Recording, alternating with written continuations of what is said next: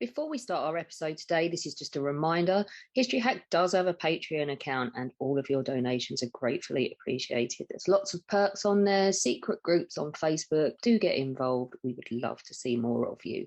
Enjoy the episode today.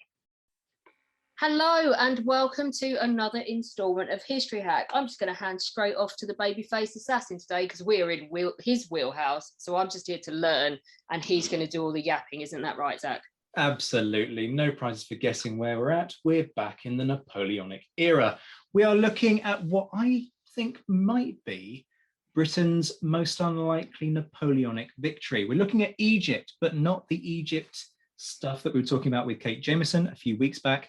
That's the first part of the whole process of what happens in Egypt during this period with Nelson, the Battle of the Nile, and leaving Napoleon marooned in the country.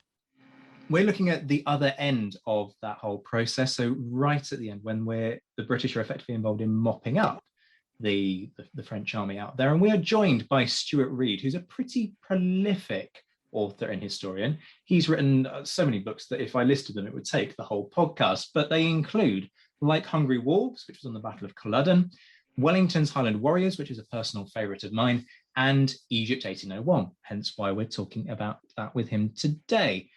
Stuart, great to have you on. Welcome to History Hack. How are you doing? I'm doing pretty well. And yourself? Yeah, I'm well. Thank you for caring. Normally, guests just turn around and go, "Yeah, I'm fine." Yeah, let's talk about me now. Exactly. So, as I said, this episode ties in really neatly with the one that we did with Kate Jameson. Just remind our listeners about why the British end up going to Egypt in 1801. Well, the short answer is because the French were there. There were two reasons. One, British were trying to clear the French out of the Mediterranean. But more importantly, they were trying to avoid the threat which Egypt, or rather French Egypt, posed to India. Now, although the great days of the Raj, however you want to express it, still lay in the future, India was very important to Britain, economically. And for all that can be said quite rightly about Wellington and the British Army over the next 10, 15 years, ultimately, Britain's importance in the winning of the Napoleonic Wars was down to money. The subsidies which she provided for everyone in Europe prepared to fight against Napoleon. And those subsidies came from two areas. One was the West Indies, and the other was the East Indies, more specifically India. And already by 1800, this was quite obvious, which is why one of the reasons Napoleon had gone there in the first place, or rather why he'd been able to convince the French Directorate that he could go there. So clearing that threat to India was very much at the heart of why British troops went to Egypt. Yes, it was a good idea getting rid of the French in Egypt as part of the war, but primarily it was protecting India. The British Army before this point has a particularly bad record. And so, for example, we've got defeat in the American War of Independence. We've got a pretty disastrous expedition to the Low Countries under the Duke of York in the mid-1790s.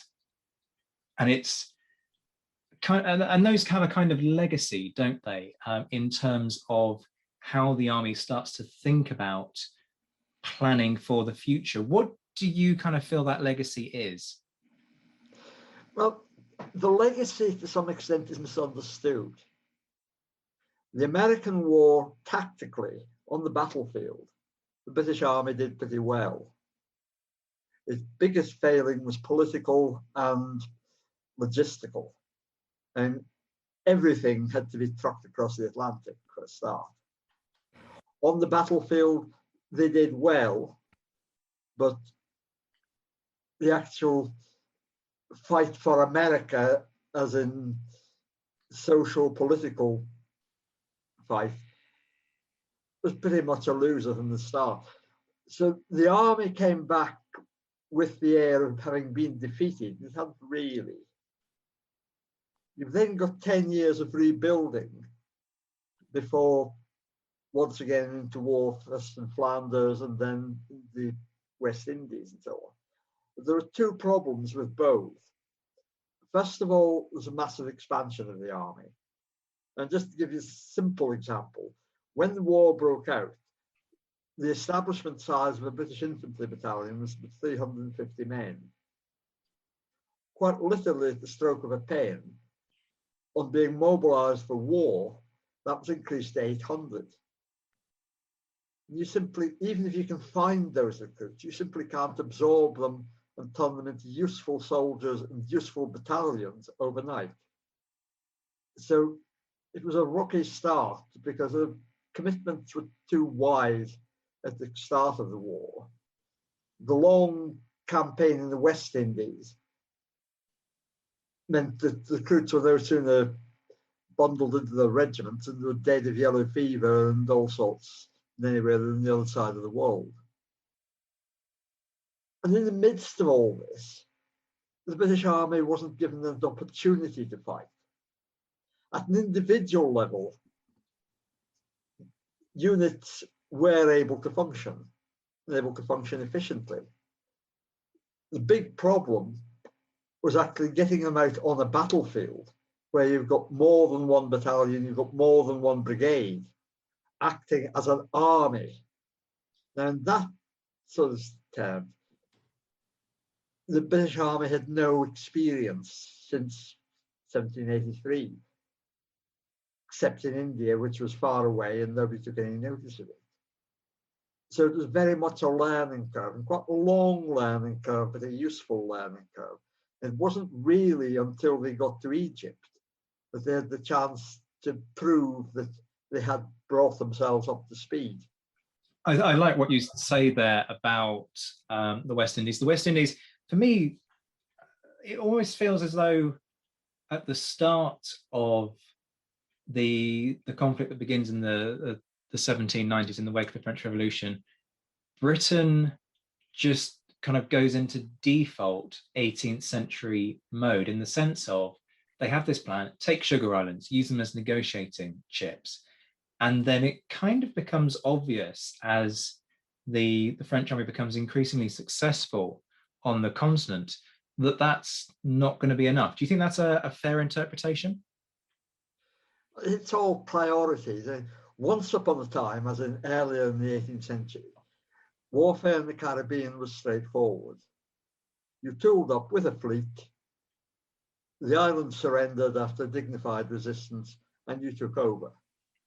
The same settlers, the same planters, the same slaves worked away as normal until the end of the war when there was a reshuffle.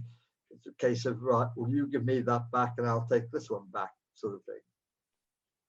But in the 1790s, it's totally different. The French Revolution, and this particularly in Haiti, or San Domingo as it was then, had taken on a completely different aspect. You were talking about slave revolts, which the ideology was far more important. In San Domingo, right at the outset, the British captured the ports in traditional manner. They turned up, disembarked, beat the local troops, and sit down to sort of enjoy the fruits of their labours. And then discovered that in the interior, they were being fought.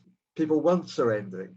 People weren't obligingly carrying on life as usual. It was a far, far, far more fundamental struggle, which spread over the other islands as well and threatened islands such as Jamaica, which were in no danger from French troops, but felt themselves justifiably under some considerable danger from insurgents. The problem with Flanders was that we weren't fighting there as a British army.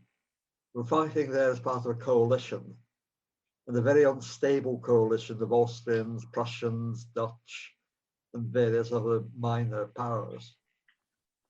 So the overall commander in Flanders was actually an Austrian archduke.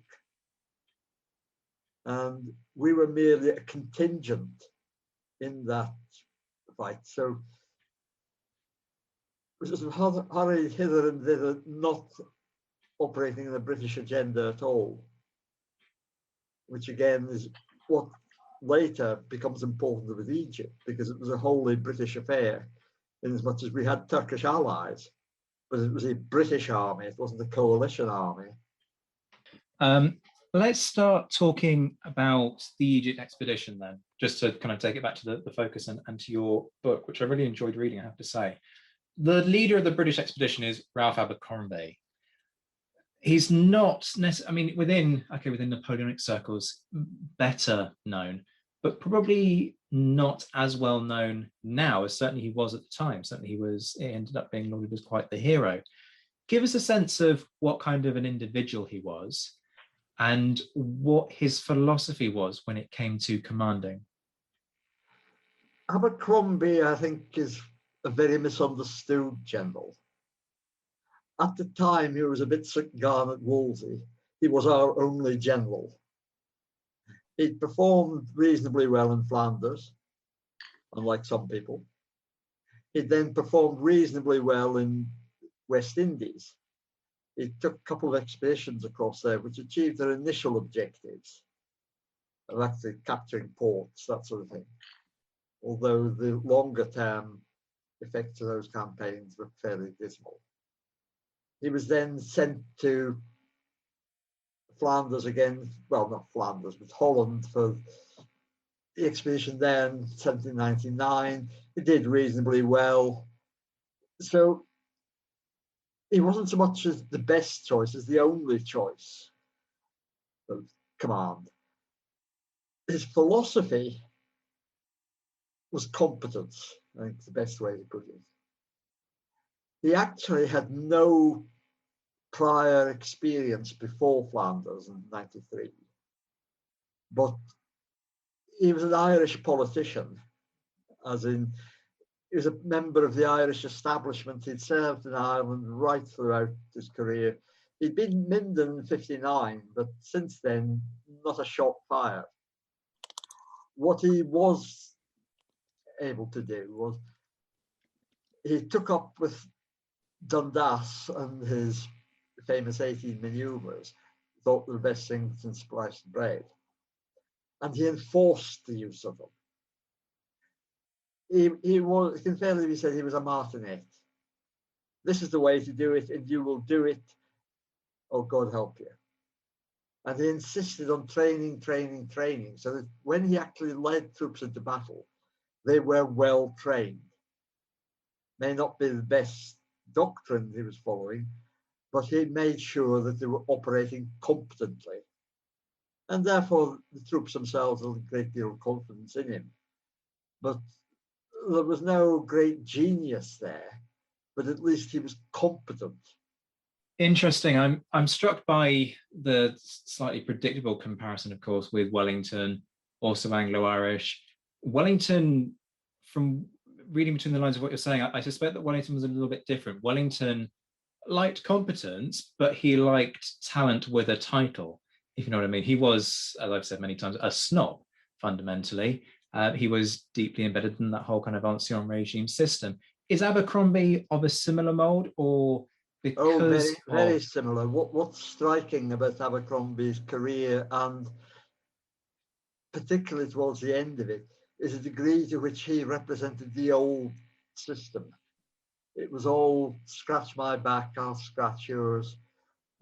And we'll probably talk about it later, but his second in command for the Egypt expedition was his personal choice, equally lacking in leadership and competence and everything else, but he was a good friend of Abercrombie, so he went out there. It very much depended on who you knew rather than a merit-based system. And Abercrombie's son, who was the deputy quartermaster general, had no experience whatsoever. He'd started off at the age of 12 as his father's ADC, had not done a single regimental day's soldiering in his life. classic. Some of his promotions were in Hutchinson's own regiment. He became major of Hutchinson's regiment in 94.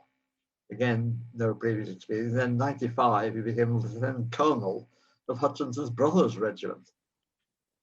And total corruption. What I find really interesting here, of course, is that there's a long-standing problem within the army during this period of exactly that kind of thing, that cronyism, and signing boys effectively up to positions in potentially quite senior positions in command, certainly filling the lower ranks with things like ensigns at the age of 5 or something. And that is precisely what the Duke of York then tries to weed out over the course of the next decade, having come back from the Low Countries and starting to ponder what went wrong. I mean, again, I'm trying to resist that temptation to sort of get sidetracked. We could go in any which way with this, but the British going ashore at Aboukir Bay, I always think this is an incredible operation. It strikes me as the nearest thing the 19th century or the early 19th century gets to a D-Day. So they go ashore under fire. Talk us through the planning for the landings and how the battle unfolds, because it ends up being, in comparative terms, quite costly for the British, doesn't it? Well, that's one of the interesting things about it, because although Abercrombie was a figurehead, the real work throughout this campaign was done by the subordinates. Now, Abercrombie commanding the army and Lord Keith commanding the fleet had engaged in a fairly abortive attempt to land at Cadiz a few months earlier. Neither of them had an answer to how it was done. So they delegated it down to the inferiors, to the staff officers on both sides, the army and the navy. And it was those officers who worked out the best way to do it. The big problem with landing at Aboukir, and it was even worse at the other side, so Aboukir was definitely the best choice, was the shallowness of the water. We're in the Mediterranean, remember, so there's no tides worth mentioning. But they're 7 miles out, as in most of the troops are aboard large ships, which can only get within 7 miles of the shore. They also don't have enough boats. They've got landing craft and ship's boats, but not enough. So the army got to land in 2 lifts or shifts, if you like. And the plan which was worked out was to put the smaller ships inshore. They could get them into 2 or 3 miles of the beach. They stretch them in a line inshore, and then the first wave, we're going ashore first, actually set off from 7 miles back, rowed through the second smaller ships to the beach. So once they were landed, the boats only had a short distance to come back to pick up the second wave. And it worked very well. And the French didn't manage to stop the landing at all. They didn't have enough men. They caused some casualties in the run in, and they immediately counterattacked, got beaten off, and their positions were stormed quite out of hand. As to casualties, throughout the campaign, when there was an actual stand-up fight, the casualties were fairly heavy because they were fighting. It wasn't one of those quick volley and everybody runs away. They did actually get stuck in, they were fighting. They weren't of themselves excessive casualties, but the problem was the British army was too small, and so were the French. So that losing 1,500 men killed and wounded may not be a disaster in ordinary terms, but because the army was so small, they simply couldn't afford to keep losing that number of men every time they met the French. And they were shrinking very fast. And a total of 15,000 men to begin with, and no reinforcements arrived until months later. So every man shot, whether killed or wounded, was quite literally irreplaceable. So the British move on to take Alexandria. In the process of that, Abercrombie is wounded and then he later dies. How much of a blow was that to the morale and also the command structure of the British force? Is there that sense that Abercrombie commands a successful landing and therefore gains the trust of his troops? Is he seen as too much of a martinet for the men to really care? And then, you're talking about how there's a lot of cronyism in this force. Is the army effectively hamstrung by the fact that they've lost the commander who, from what you've said earlier, is effectively the only person to lead this expedition?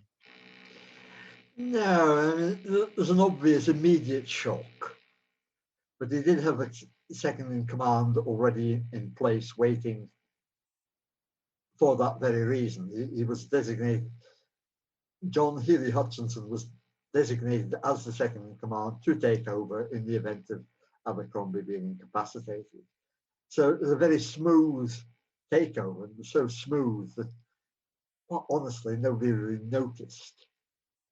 What they did notice was a total lack of any idea as to what to do next. Abercrombie was in the same position. He landed, he'd been instructed to take Alexandria. He marched towards Alexandria. The French counterattacked and killed him. They got beaten off. They were undoubtedly defeated. But it was quite impossible to take Alexandria because there's a very strongly fortified position, strongly fortified hills outside town. And all Abercrombie could think about was launching a frontal assault on a quite impregnable position. So once Abercrombie died, his successor, Hutchinson, was equally puzzled as to what to do next. And after giving the matter a lot of thought, he eventually decided to stay where he was and fall back to a certain extent in order to attack the French supply line from the Nile Delta. Once he got there, he successfully pushed his way into the French depot at Ravenaya. And there he intended to stop because nobody had any idea what to do next. Nobody was willing to storm Alexandria simply because it was too strong and there weren't enough troops. And they were diminishing, obviously, for medical reasons. So pretty much at a loss. But there was another factor here. Because the expedition was originally predicated on protecting India, a secondary force had been sent from India, intended to land in the Red Sea and come up and meet, squeezing the French between them. Then he realized, Hutchinson, that there was a problem because as a result of capturing Ravenaya, the French in the Delta, instead of going across to Alexandria as expected, fell back in Cairo. And with the addition of the Cairo garrison, that meant that any expedition coming up from the Red Sea was going to be completely blocked. So he decided to mount a feint, and push towards the Red Sea in the hope of meeting the army coming up from India under General Baird. And then things got immeasurably worse because having rendezvoused with the Delta troops and the Cairo garrison, the French decided to come out and fight, not against the British, but against the Turkish army, which was coming overland from the Levant, defeat it, and then turn on the British, which Hutchinson realized was going to be an absolute disaster because he was hoping for Turkish assistance, he was hoping for the Indian Army's assistance, both of them knocked out, plus the increased French forces coming up from the south. He was going to be driven out of Egypt. So frantic messages were sent to the Turks saying, don't fight, for God's sake, don't fight. And the Turks said, no choice. We've got the French on our doorstep.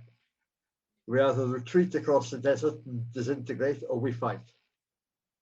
And there we got the most incredible battle of the whole campaign, a place called El Canca, which is crossroads where the camel routes came up from Suez on the Red Sea and from the Delta, Cairo, and from the Levant.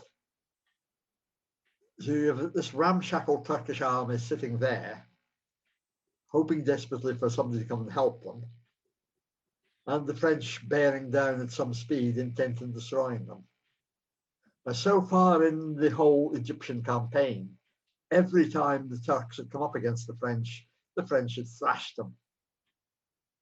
And General Belliard, coming out of Cairo, was intent on doing exactly that. But the British, or a little handful of British officers, changed the rules. Normally at this period, Turkish tactics were fairly straightforward. They lined themselves up, had a good look-see where the enemy was, and went charging forward.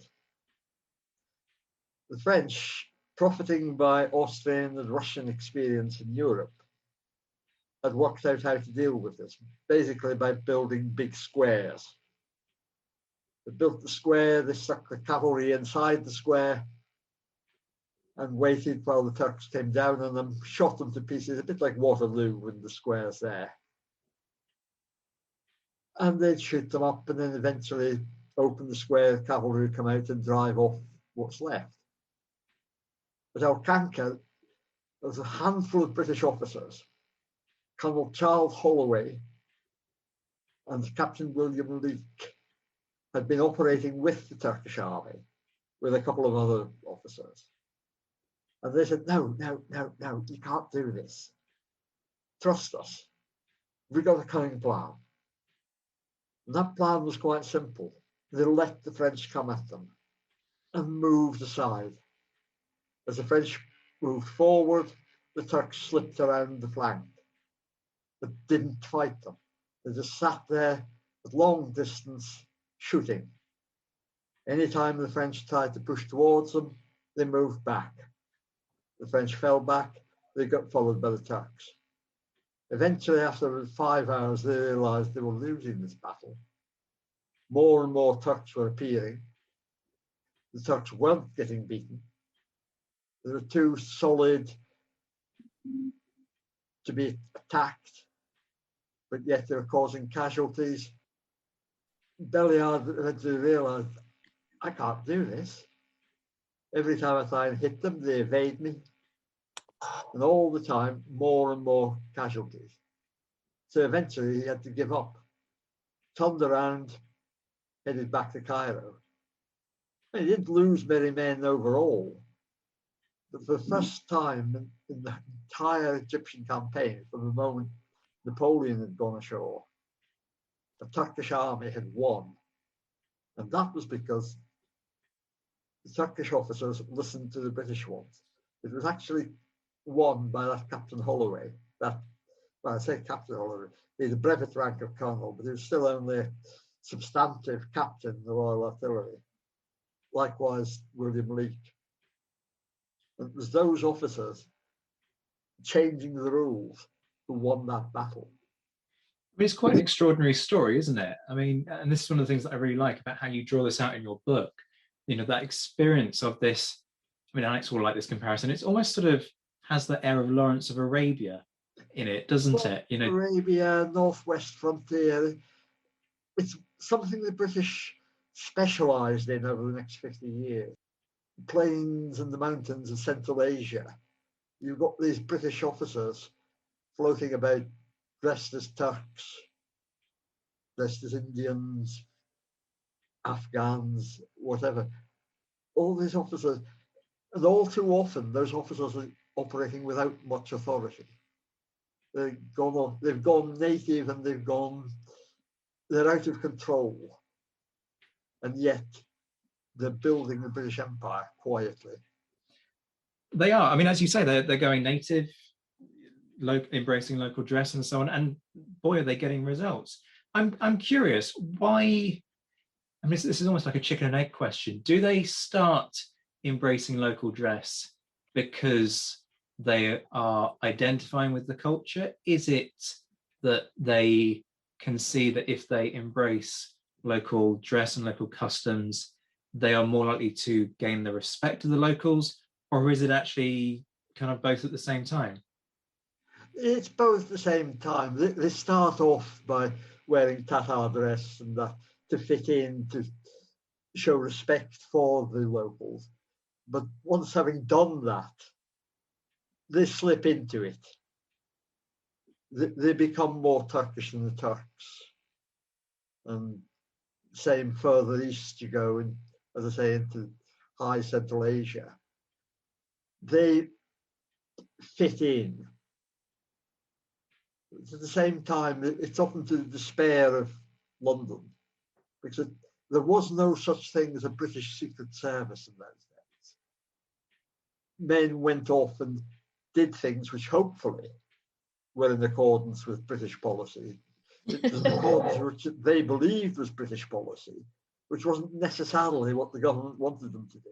Oh, it's like Lawrence pre-World War One, isn't it? Getting booted out of Aqaba for going for a very lengthy swim that involved going and spying on Ottoman positions.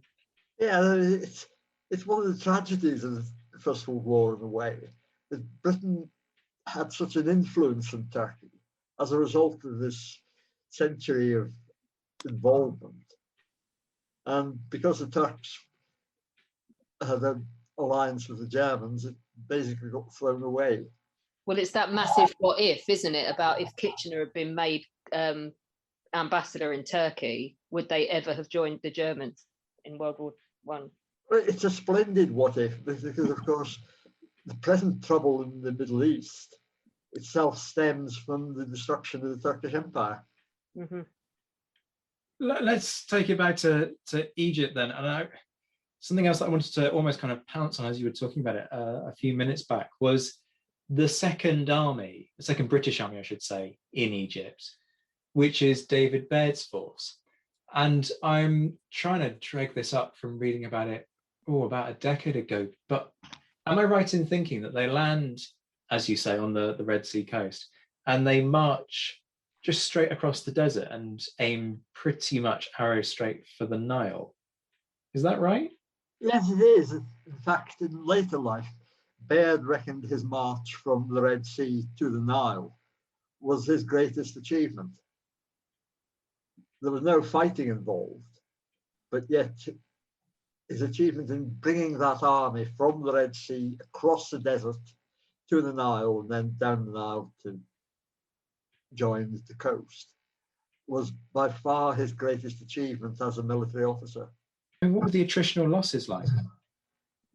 Not very much. That was his great achievement. He succeeded in doing it and organizing it so efficiently that he lost very few men doing it. I mean, this is the real head scratcher, isn't it? Because water, where does he get the water from to keep these men going?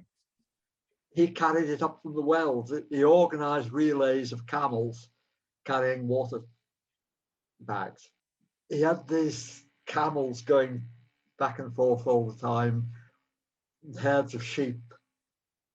So the army itself was split up into groups, becoming manageable.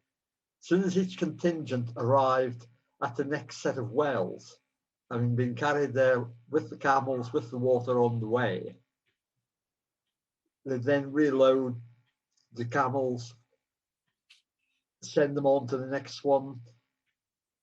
And it was a fairly formidable logistical achievement, but because it was thought out beforehand, worked out and sent there, off they went. And when the two armies met, the original army, Abercrombie's army, were very envious of the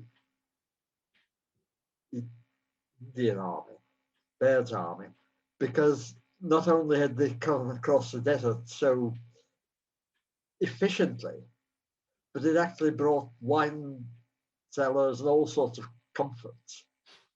Whereas Abercrombie's army, the Hutchinson's army, as it later became, had made it up the Nile with sort of a blanket and some biscuits stuffed in a pocket, and a bit of water if they were lucky. They came up with great hampers of food and cases of wine and so on, because that was how the Indian army was used to traveling. And they just applied the normal methods and standards coming across the big desert between the Red Sea and the Nile, and came through quite splendidly. It's so interesting, isn't it, that contrast in ways of thinking, and of course the vastness of the Indian subcontinent kind of lending itself to a different philosophy in transportation. It did, and although we're talking of different philosophies, it was experience. By then, the British Army and its Indian counterparts had years of experience campaigning in India. They knew exactly what was needed and how to deal with it, whereas the British Army coming through the Mediterranean had none. They had very little experience of that sort of thing. They did very well.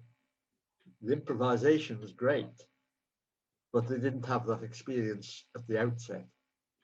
So do they have sepoy units within Baird's contingent? I'm thinking of sketches that I'm sure I've seen of East India Company sepoys, who, if folks aren't familiar with the term, these are Indians recruited into the East India Company, and they serve under the company flag, and then by sort of extension, therefore, the British flag. They're privates, aren't they? Is that what the equivalent rank is? Well, they are usually commanded by white officers, but you do have a sort of a middling class within that, where you have native officers, but they're nowhere near as senior in rank as the white officers.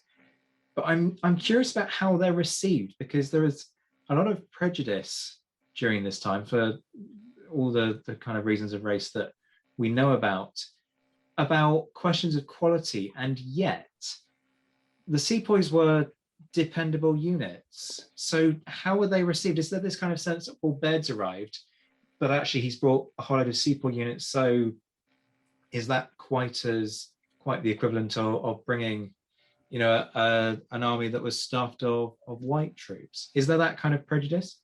No. Nobody thought twice about them. They were an accepted part of an Indian army. British commanding officers of battalions, but otherwise the company officers were Indian. And they were highly competent.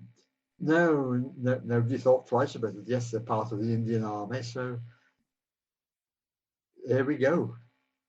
And likewise, the Egyptians and Turks thought nothing about it either, because obviously they have their own native troops of all descriptions. So the British ultimately take Cairo. Talk us through the challenges. Is Baird's march across the desert kind of as bad as it gets in terms of the challenges of this campaign? And how are the British able to defeat this numerically superior French force? Is it a case that now you've got Baird, you've got Hutchinson / previously Abercrombie's force, and the Turks, and so therefore kind of weight of numbers is weighing down on the French, or do the French still have the advantage? The French have a morale problem. They've been marooned in Egypt for a while. And as long as they could hold the outer crust, so to speak, they could keep going indefinitely. But as soon as British penetrated from the coast, broke through that crust, then all the scattered garrisons either to surrender or flee to Cairo. And Cairo itself was indefensible. It was far too big to hold with the garrison which was available. So it surrendered, and that kind of snowballed the effect. So Hutchinson was then able to turn around and get back down the river to have a look at Alexandria again. Alexandria was still the key to Egypt. So he needed to get back there to take before the campaign could be considered over.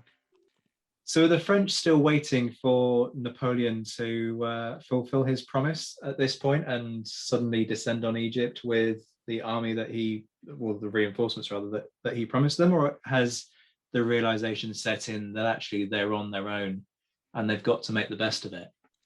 Pretty much. Reinforcements were promised, reinforcements were actually sent, but didn't manage to land.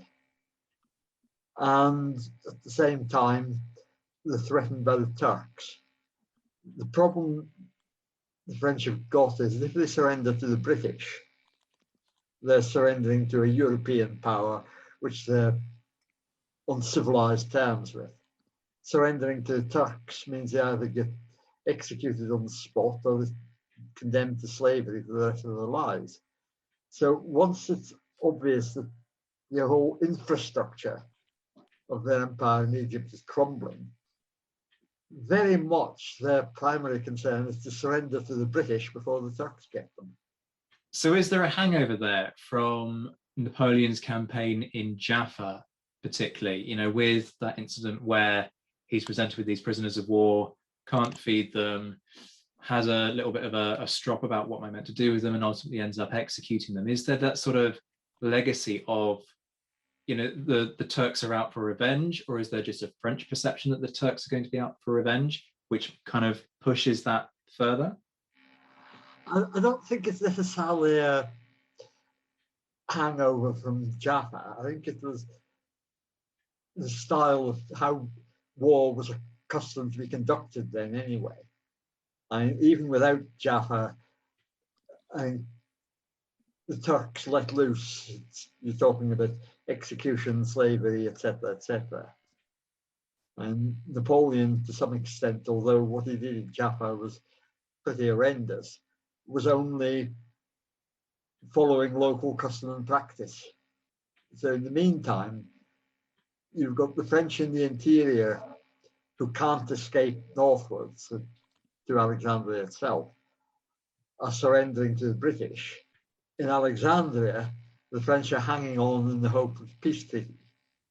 The peace is being discussed, and if they can hang on to Alexandria until the peace is signed, that peace will guarantee French control of Egypt.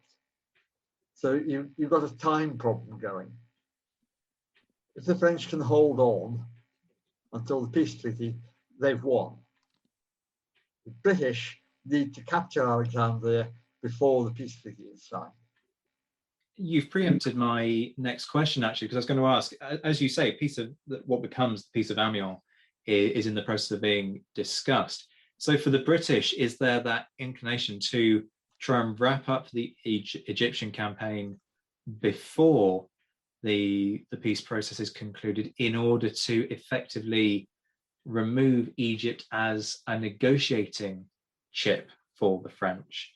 Or is it kind of a professional inclination that actually we want all of this tied up and we want to achieve the maximum in terms of glory for this expedition before the politicians come along and take some of the shine off of what we're achieving here? No, it's entirely political. The whole expedition was pushed through in order to capture Egypt from the French before the peace treaty was signed. Now the peace treaty is getting closer and closer, and they haven't quite got it. They're running around all over the place in Egypt proper, defeating and capturing the French. But until they can get Alexandria, the French can argue that they are still in possession of Egypt. I won't go so far as to say it's nail-biting, but it is going down to the wire on this. The treaty is on the point of being signed, and whoever holds Alexandria at that time is the winner. See, I kind of want to ask, for the sake of our listeners, what happens in this kind of cliffhanger that you've given us, but I also want people to go and read the book. So I think I won't kind of ask you to talk us through what actually happens in Alexandria, if only to make people go away and buy your book. Let's have just a think to finish off about the longer term consequences of the Egyptian expedition, particularly militarily as opposed to politically. What kind of legacy does this have, and what kind of reaction is there to the fact that the British Army has been able to, for all intents and purposes, basically hold its own against the French, despite all of the challenges that you've explained to us? Is this kind of a shock to everybody that actually the British have done all right for once. Yeah, the big thing about Egypt for the British Army was the army itself had stood on its own 2 feet. It wasn't part of a coalition, and it was allied to attacks, but all the work had been done by the British Army on its own. It wasn't part of a coalition with Austrians, Prussians, or anybody else. It was a British Army. It had stood there on the sands of Egypt, and it had beaten the French fairly in a series of pitched battles, and eventually it had captured Alexandria. Went on to the rest of the war, so to speak, with enormously increased confidence and competence. The brigade commanders and even the battalion commanders in Egypt went on to become divisional commanders and brigade commanders under Wellington. They had worked out how to do it. They had confidence in themselves, confidence in their own competence. That sense of self-confidence really carried them through into Egypt, from Egypt into the peninsula, and ultimately to Waterloo. It was a fight all the way to get there, but it started off from Egypt. Egypt really was a turning point in the army by itself could go off and do things. That's a really nice point to end on. Stuart, thank you so much for joining us for this. It's been a really interesting chat. No problem. It's been a pleasure.